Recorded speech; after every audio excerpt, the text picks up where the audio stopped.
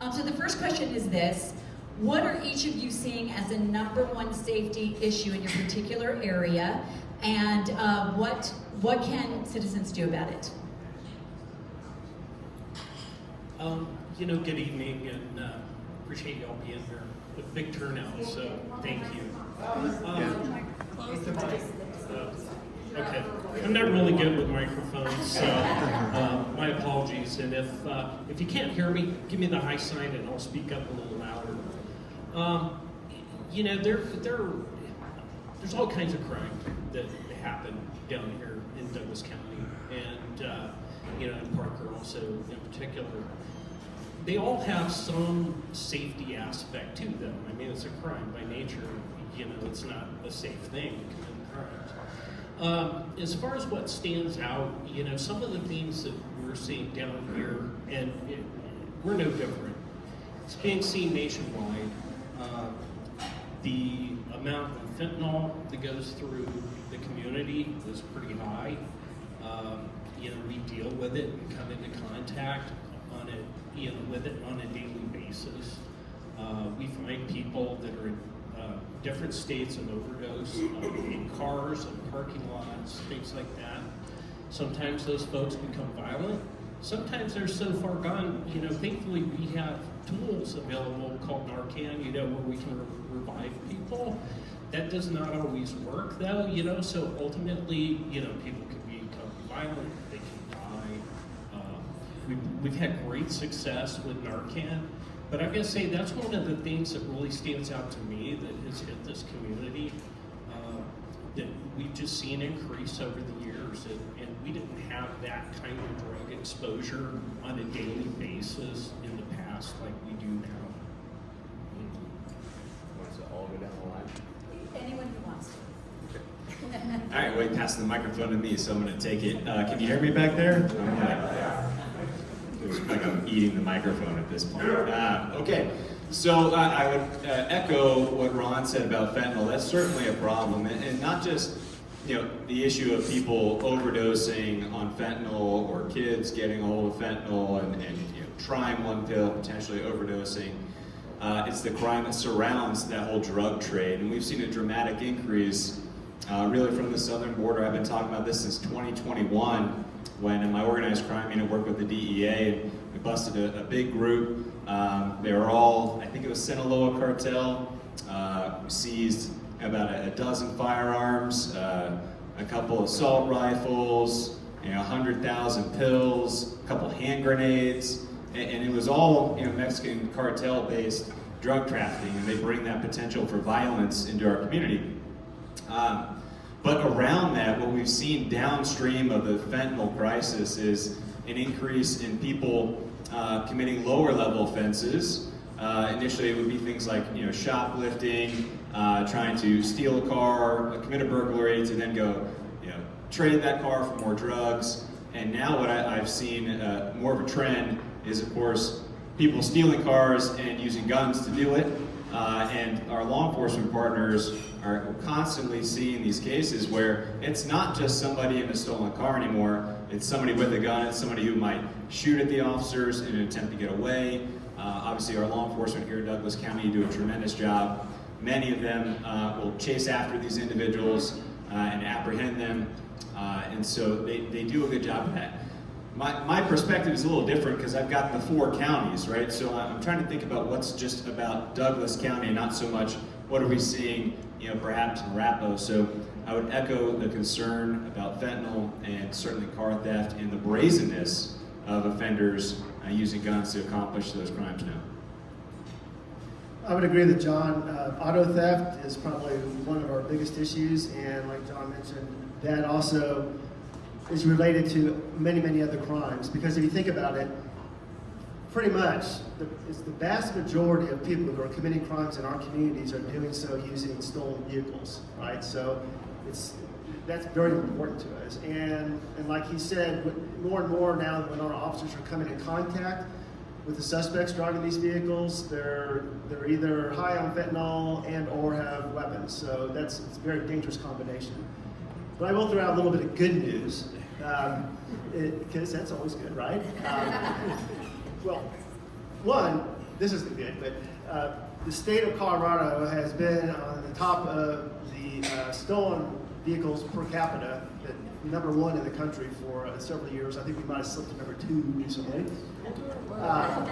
But I can tell you this, in Castle Rock, in 2021, we reduced auto thefts by 40%. In 2022, we reduced it 25% in 2021 and 15% in 2022. So in 2 years, we reduced auto thefts by 40%. And we were able to do that by collaboration between all of us up here, technology such as license plate readers, because all of us up here utilize license plate readers, which is a big deal. Because if you think about it, and I can tell you this from the Castle Rock perspective, you cannot enter Castle Rock in a stolen vehicle without us knowing about it. And we're going to find them, and we're going to intercept them. And when you think about it, that affects the downstream crimes as well. So we're able to reduce the number of car break-ins and other stolen vehicles throughout the town. It's just a very, very good thing. The other crime that is problematic for us and for you that's related to stolen vehicles is organized retail crime, right? And these are dangerous people. Their job is to steal from retailers every single day. And I can tell you that in my experience, and we've interviewed some of these folks. I mean, they're making over $100,000 a year doing this. Right? I mean, it's they go out with a list and they're stealing from retailers. But if they're approached, then they become violent. So that's a problem for everybody, right? Whether if you're in the mall when it's happening and you happen to be around, or the officers that are trying to apprehend them. So those are 2 major issues, and those are all obviously related to the fentanyl trade and everything else. But if we could continue to stay on top of it, then we're going to see some good results. And I'd like to give you a little bit more good news, is that yes, the state of Colorado is ranked high when it comes to violent crime. But is there anybody here from Castle Rock? Oh, thank you for being here. Appreciate it. So Castle Rock was recently named the 6th safest city in the state of Colorado, the 37th safest in the country, and the 10th safest suburb in the entire United States. So we're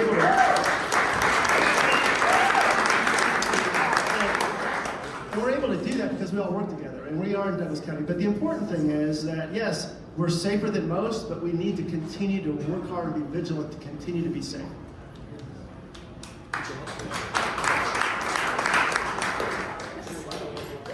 Well, maybe, I don't know.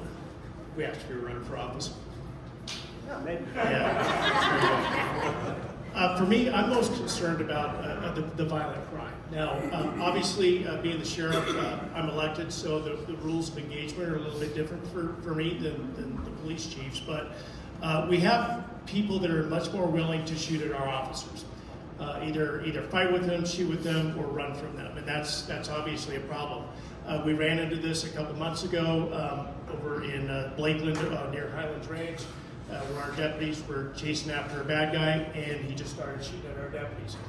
Same thing happened in Inglewood. So we actually have seen that violent crime is actually up. Now, just so you guys keep this in mind, the stats that I'm giving you are not representative of the individual municipalities, so Castle Rock, Lone Tree, and Parker. But in Douglas County, our violent crime is actually up 8%. We have a lot of other crime categories that are actually down, much like Chief Cauley said. Our motor vehicle theft is down 25%. So a lot of these stats are fluid. When you guys hear that crime is down an overall X amount, I know they're saying crime is down in Denver. Is it? Not exactly. Exactly. So it depends on the crime category. So when you hear crime's down, ask them to drill down on those stats. So my crime is down by 5% overall. But when you drill down, there's some good news and there's some bad news in that. So you just got to be cautious when people are throwing stats out at you. Dig down a little deeper.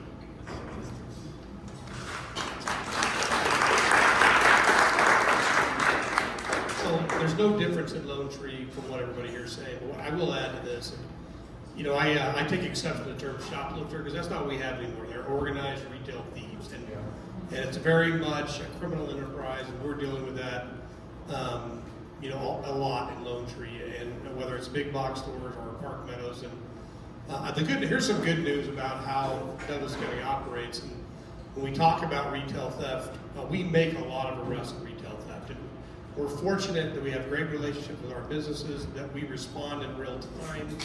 But you're going to find in a lot of larger cities that are short-staffed and inundated with other types of crimes is they're not able to respond in real time to a theft, and therefore there's a delay, therefore there's no arrest. And what I can tell you is that we're responding in real time. There's many times we're meeting them as they're coming out of the store, making the arrest right there. My biggest concern, and this is the trend that's occurred throughout all of Douglas County and the state and probably the country, is this aggressiveness, real aggressiveness towards officers on what politicians and different folks might term as a low-level crime, and that is the shoplifting, the theft, and that aggressiveness really endangers all of you. So if they make it to their vehicle, every one of us have had incidents where our cars are rammed, vehicles in the parking lot are rammed, people are in jeopardy, and this is all over this low-level theft. And assaults on officers, obstruction, shots fired calls towards officers, that's all risen. And in Lone Tree, it's risen well over 100% in the last 4 years of we're having incidents like that. And I'm sure that those same incidents, that same trend you're going to see probably throughout the state and maybe throughout the country. And I don't know what the answer is to that. A lot of it is to do with fentanyl. A lot of it is a lack of fear of what's going to happen to them if they are caught. But there's a lot of reasons that's occurring. But that's one big concern, because that should concern all of you, because if that's the aggression they're going to have towards the officers, think how they are towards a loss prevention person or a clerk or just a citizen who gets in their way when they just don't care the outcome of what happens and the behavior that they're about to display. So that's all I have to add to that.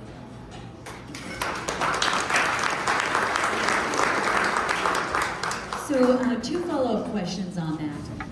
I've been having a lot of conversations, I think we've probably all experienced this, where we've been shopping and we either see somebody just walk out with a cart full of things, or we hear from the poor people that are working in retail that they've been told not to follow someone.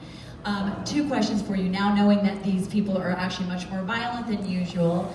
My first question is, whoever would like to answer this, what would you tell someone here if they witnessed that happening? What should we do? And the second thing, John, I think this is probably directed to you as the DA. I'd love to have you just give a quick overview of what has led to this point and the changes in our laws where people are so emboldened to know, oh, I can walk away with this amount and nothing will happen. So whoever would like to answer the question, what should a citizen do if they witness this? And then whoever would like to talk to the cause and effect of it. I'll go ahead and start with the witness piece. Basically, be a good witness. Any kind of information, anything that you've seen involving that situation is really beneficial to us. Give us a call right away. Share your story with the dispatcher. Tell them what you saw. But what's really important, clothing descriptions. Description of the people, the suspects, the vehicle they get into, how many people there are involved. A lot of these people, as I said earlier, they operate in teams. And then chances are, they're going out to the same vehicle. That vehicle description is incredibly important to us. The sooner and the quicker we can get that information out to our officers, the sooner they can respond in and identify those suspects. Retail theft here in Parker is a real problem, just like these other communities. It generally is involving stolen cars, and we're experiencing all those same things. But be a good witness, cooperate with the officers, pass on as much information as you can to the dispatchers, and so we can get that information out. All right, I'll talk a little bit about some of, at least from my vantage point, what I think are some of the reasons driving this sort of increase in crime that we've seen when it comes to retail theft.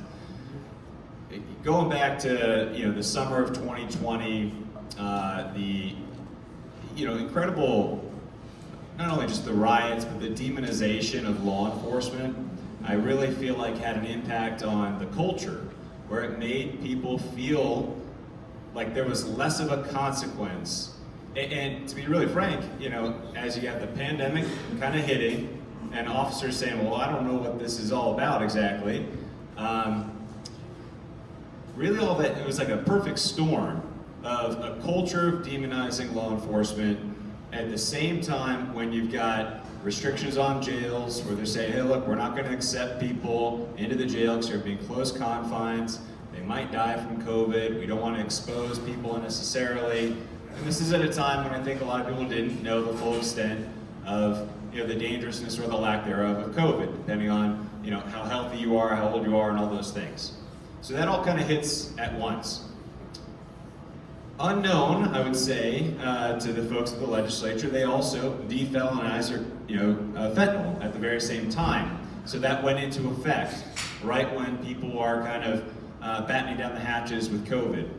Now, that was a bad policy, in my opinion, and we worked really hard at the Capitol to try to reverse some of those laws when it came to fentanyl, where it used to be that if somebody was arrested with a small amount of drugs, they were going to get probably booked and taken to jail. They're going to see a judge the next day. They might post bond in a day or two. They might have an order from the court that says, look, you've got to show up and do monitored sobriety, and here's an attorney, and let's call your family. And there was a bit of a push, right, to try to help that individual.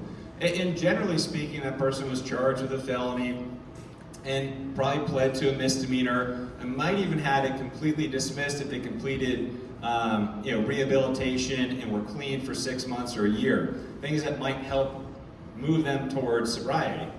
So you got fentanyl flooding the United States at the same time as demonizing law enforcement. At the same time, the legislature, at least in the state of Colorado, did a thing called misdemeanor reform, where they changed a lot of our felony laws and made them misdemeanors, so law enforcement can give them a summons, can't take them to jail necessarily, or is expecting them not to take them to jail, making theft of $2,000 or less a misdemeanor offense.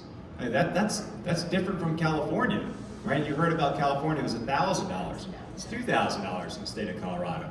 So you've got this lessening of consequences, demonizing law enforcement. It's the perfect storm, frankly, if you're a criminal, and maybe like you're a criminal mastermind and you know that like all the heads of law enforcement are here right now. This is a great time. If there's something bad in Douglas County, I don't know. Let's hope nobody put it out in the Facebook group. So I think all of those things combined contributed to a bit of a culture where there's a feeling of a lack of accountability and lawlessness associated with retail theft. And we're doing our very best to try and combat that trend, but we could use some help from the legislature. I know there's some folks here that go to the Gold Dome and do their very best to fight the good fight, but we need some more folks like them. Great. I don't know if anybody else. One question I have, and instead of this back and forth on the microphone, I can project pretty well. The one question I have, in addition to being a good witness, the fact that these are now violent, anyone who wants to just, or it could just be an answer altogether, the fact that these are now violent, do you advise citizens not to engage when you see it happening? Because we know that employees are told not to do that. What do you recommend that they do? Do we call the police, the sheriff's department? I recommend people call 911. Quite frankly, we're having trouble with some of these businesses even calling, like the big box stores. Yeah. And being the elected sheriff, I don't mind calling them out when that happens, because here's the problem. If you're not calling it in, the bad guys know that. They know if law enforcement doesn't show up. So whether you're the business or you're the citizen, if you see something, say something, but don't put yourself in harm's way. Let our deputy sheriff, let our police officers get out there. We have the equipment to deal with it, and let us deal with it. So we don't want citizens to put themselves in harm's way. But if these criminals are not apprehended or dealt with at the time of the crime, they're going to come back for more. And so I talked to a local retailer. I'm like, you do understand, though, if you don't call us, they're coming back for more. And so it's just critical that we get out there and let us take enforcement action. So just this morning, I met with 3 citizens from Lone Tree, and they were at a store, grocery store, and they witnessed somebody walk out with a cart full of food. This happened couple months ago. And so what they did was they went and found a manager and asked some employees, like, why didn't you call the police for that?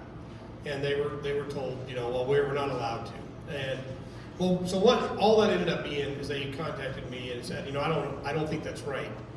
I come in, I pay, and I think it's going to endanger our citizens if this continues to happen. So what we will do and what we have done is that we reached out to that store, we met with their management, we called their district management, and we got that rectified and said, and it really was just a miscommunication. The directive was don't run after them in the parking lot and engage them in the parking lot, but they were certainly allowed to take a photograph, call the police, and let us do what we can do to solve the crimes. And sometimes there is a little bit of miscommunication. There are businesses out there, some of them are now reversing that. Some big box stores coming out of 2020 thought it would be a good idea never to report anything anymore and just let people do what they want. And you've seen that across the country, stores closing down, and because it's the broken windows theory of policing. If you don't do something about the little stuff, bigger stuff is on its way. And so it's really important. So that's one thing you can do. If you see that happening, you don't think the store is taking any action, talk to their manager. Tell them, I don't appreciate that, because it endangers you as well if this starts attracting additional people who are going to come here and commit crimes in these stores. And it's not okay.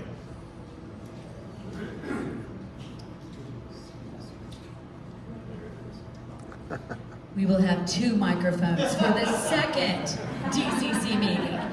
That's what the next step. Thank you all for that. That's very important because we've heard a lot about that. And I just want to say one thing. We have 2 teenagers. Well, one's 20 now. The other thing I'd say about fentanyl, and I'm sure you all do this, as you know, the amount that is on the top of a pencil is enough to kill someone. And it's mixed into everything right now. It is devious. So if you know any young person or anyone who might be prone, tell them don't touch anything. That's just my public service announcement. I've spoken to 2 moms, too many moms who have lost someone. Well, we had a conversation about fentanyl. As we all know, the border is a huge issue, and every state is a border state. Colorado, there's a drug flow because it goes right up I-25 and right out I-70. So that's one aspect. One of the large topics, obviously a conversation, is what's going on in Aurora, and John, I'm going to speak to this just briefly. There is a part of Aurora that is in Douglas County, by the way. I know a few of you here live in that area, but it's also neighboring. And so when we look at what's going on around us, Douglas County is just a suburb of a larger municipality, a larger metropolitan area. So, John, if you don't mind, because Arapahoe County is in your jurisdiction, if you can give us an update, whatever you're comfortable with, of what's going on with the Venezuelan situation. Just was reading about an Indian gang that's now doing a gold bar scheme. I mean, it's not just any one group of people. So I'd like to ask the DA to share about that, and then anyone else who would like to talk here about what you're seeing as far as either criminal activity from gang members. There's three cartels from at least that are operating in Colorado with impunity. What's happening here on that front? Obviously with the caveat that not everyone who comes across the border is criminal, but we do know there's a lot of criminal activity. So John, why don't we start with you about an update on that, and then I think we're gonna all wanna hear how do we keep that from happening here in Douglas County? All right, I thought I was off the hook for the dentist when I came down to Douglas County. That we were that's fine. That's fine. Our neighbor. No, it's actually very important. And I could probably talk to you about this for the next 30 minutes or longer if you were to buy me a beer. You don't know. Afterwards. I'm kidding. Mostly kidding. Jack's looking at me like. So here's the thing. You know, a few months ago, when people started talking about TDA, Tren de Aragua, it's a Venezuelan prison gang, and tentacles stretching into the city of Aurora. Of course, we're asking our gang units and Raven, which is a federal state task force, a lot of folks are involved in that. It's a regional anti-violence enforcement network, trying to say, okay, what's the scope of the problem? And I can tell you there's a lot of issues that go with this. One is we don't know a lot of the people that have been let into the country on an asylum status or have come in illegally. We don't know their backgrounds from Venezuela. So people say, how many identified TDA gang members have you guys figured out? It's very different than what we deal with on a regular basis involving, let's say, Crips and Bloods and Rolling 60s and Trey gangsters and Most Hated Gang and all these people. You guys probably don't know their names, but a lot of these folks over here do. But you start developing information about people when they're 14, 15, they start affiliating, associating with gangs. So you know a lot more about that. When you have a large population, imported into the city and we start digging into it, there is not a number to call in Venezuela where they're going to give you information about somebody's criminal history. So we're really struggling to identify, okay, who are these people, what is their structure, who's associated with whomever. So there's a thing that happens with gangs. Some people commit crimes in a gang to further the gang's objectives. They want to establish a territory. They want to take over a turf for prostitution, for trafficking, for drugs. Other people are associated with the gang, but just committed an armed robbery, and it's not necessarily for the gang's purpose. So you might have those cases circulating in my office. And I've got a few dozen cases involving Venezuelan immigrants, some of them involving very violent crimes, shootings, and obviously that video that went viral, they've identified the individuals in that. They are charged with criminal offenses. I can't talk to you about the specifics of those things while those cases are ongoing, but that's all public record stuff. So it's just taken a lot of effort to figure out, okay, who is who, what are their associations, and then to go after them and identify them. A lot of that crime we have seen of people that are suspected to be TDA or Venezuelan immigrants that are committing crimes are committing them against other immigrants too. And where we're struggling there is to get the trust of those victims to report to law enforcement for us to then able to go identify these individuals and arrest them and prosecute them. I can tell you this, and now I told you I could talk about this for 30 minutes, and I might. A few years ago, you guys didn't hear a lot about this, but we had a group of MS-13 gang members who tried to establish a foothold in our county, in Arapahoe, and to a lesser extent in Douglas County, and to a lesser extent in Denver. We ended up identifying those people, charged several of them with murder. We had an indictment for 20 of them. Almost all of them are serving significant time in prison at this point. Several of them are serving life in prison without the possibility of parole. So we were able to work with these same partners to basically root out that gang as they tried to establish a foothold. And we're trying to do the exact same thing here. I've been in touch with a lot of my friends on the federal side saying, well, are they not vetting these individuals? Because some of you guys know that a few years ago when Afghanistan fell, I put my uniform back on in the Marine Corps and I helped run an Afghan refugee camp. And it was the strangest thing. We had thousands of Afghan refugees and we had 100+ people from the federal government from all the different three-letter agencies. Everybody there was vetting these people to find out, okay, what is their background? Were they actually associated with us? They'd already gone through some preliminary vetting and got to the United States, and then to decide whether or not they were going to stay in our country. That's not happening with the surge in migrants coming to our southern border and being let into our country. So we are at an extreme deficit with information, and then not having really any coordination from the federal side, saying, hey, look, these folks have just been, put into your community. There's not a soft landing or a handoff. With the Afghan refugees, we worked really hard when they relocated them to different parts of the country to make sure that there was coordination with local authorities so that they had resources and could actually integrate into our communities. We are not seeing that now. So I've said it, I've gone on the news a few different times. The southern border is a crisis, I think, of failed immigration policy and needs comprehensive reform. We cannot put us in a position where we do not know who the people are that are being led into our country and then expect the people over here to be able to address that effectively.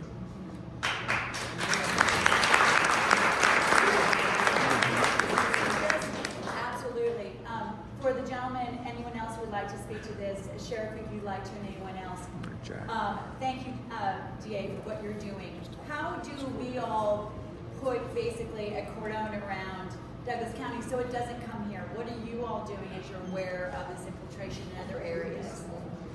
Well, as far as that specific question is concerned, it's just aggressive enforcement of the law. We're very fortunate in Douglas County because the sheriff, myself, and the police chiefs, we are all friends, and we are a phone call away if we have an issue. We have several task forces that we work together on, whether you're talking something like SWAT, or you're talking our financial investigative strike team, or you're talking about what we call our impact team, which is essentially our high-speed load drag guys that are work undercover and drive undercover cars that they don't look like cop cars. If any one of us has a problem, we send that group out to go solve it, regardless of what that problem is. The best way to deal with this is that aggressive enforcement and prosecution of these individuals.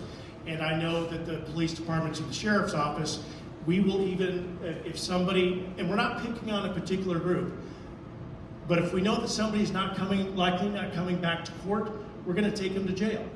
And so I think that is, all of that is important. If somebody doesn't believe they're going to be held accountable for committing a crime, they're going to continue to commit crimes in that area.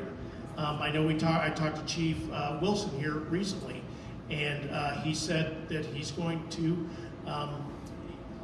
if he questions whether or not somebody's going to be coming to court, my jail staff can expect them to be showing up at our door. And I said, that's absolutely fine. Great. Yeah, I think, and again, I would like to emphasize, it really has nothing to do with whether you're in Venezuela, Russia, or the moon. If you show up, you have no documentation, no ID cards. We always check them for a print. We have a little thing to print them in the field. That comes back unidentified person, never been identified in the country. At a minimum, even on a traffic stop, we're going to get fingerprints so we know who we're dealing with. We don't want to give somebody a ticket and find out somebody else that we just get, we're giving the wrong person the ticket. But really, the best line of defense is to get folks identified, and the best way to do that is to book them into jail, get photographs, have fingerprints, and then from there, the court system will deal with them the way they deal with anybody else, and there'll probably be a bond set and so forth. But at least you have now positive identification on who they say they are, with fingerprints and with photographs of tattoos and other identifying marks. So that's been our approach for it. That's nothing new. I've been doing this a long time. We were doing the same thing 30 years ago. So when you come across someone that doesn't have documentation, you don't know who you're dealing with, you need to take a little bit extra steps. And we're well within our rights to do so as law enforcement, because we need to ensure people are going to show up and be accountable for whatever behavior they have. So that's basically been how we approach making those types of contacts and making those types of arrests. Great. I think it's important to note, just last week we started up, and this is something specific to the Douglas County Sheriff's Office. If you go to our main website, dcsheriff.net, there's a browser there, there's a bar that you can click on to see what our inmate population is. You can see if they're a citizen, if they're a non-citizen, the entire demographic of what our inmate population is. Nobody else is doing this, folks, except for your Douglas County Sheriff's Office. And I think it's important for people to realize, because there was also a lot of misinformation going on about what that really looks like and who we're arresting. So you can do it right now, pull it up on your phone and see who's in our jail.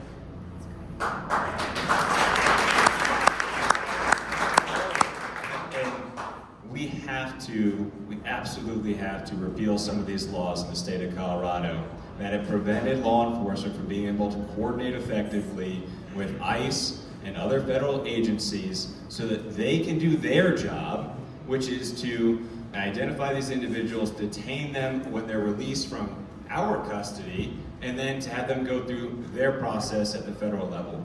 Right now, in the state of Colorado, many law enforcement agencies are prevented from doing that very basic function.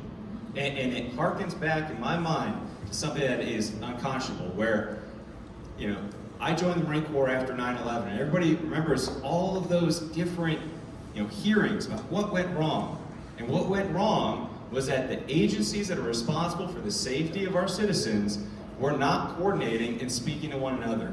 And you have state law here in Colorado that is preventing people who are charged with your safety from doing their job, and that has to change. Yep.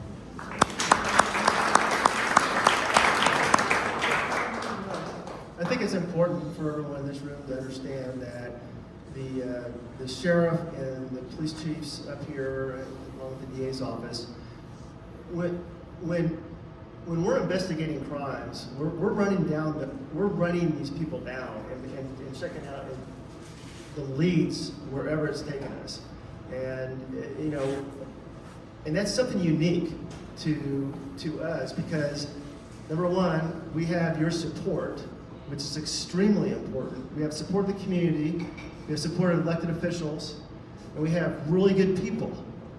Because deputy sheriffs, police officers, they want to come work here because of the support that we have. So please know that. I mean, it's a big piece of the puzzle. Mm-hmm. If we're short-staffed, like many police agencies and sheriff's offices throughout this country, it's not unusual for them to be short-staffed by 20 to 30%.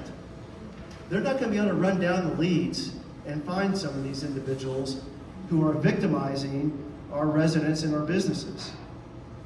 Our priority and our purpose of police is to protect the vulnerable from harm. And that can be, it could be the senior community, it can be kids, it can be us, it can be whoever. But we can't do it efficiently or effectively if we don't have staffing to do it. We're fortunate that we have that. But please, we can't take that for granted. It's so important. So when you talk about in another city where they run out with a grocery cart full of stuff or arms full of clothing, when that happens here, we have leads. We have license plate cameras, we have witnesses who give us information, and we run them down. And it's not unusual for us to make a case a couple weeks later, go down to Aurora and Denver and arrest them and charge them with this. So that's a very, very high level service that we're able to provide that isn't necessarily happening across the country. But again, I don't take it for granted, and it's something we have to stay on top of. But I think it's important for you all to know we're doing that.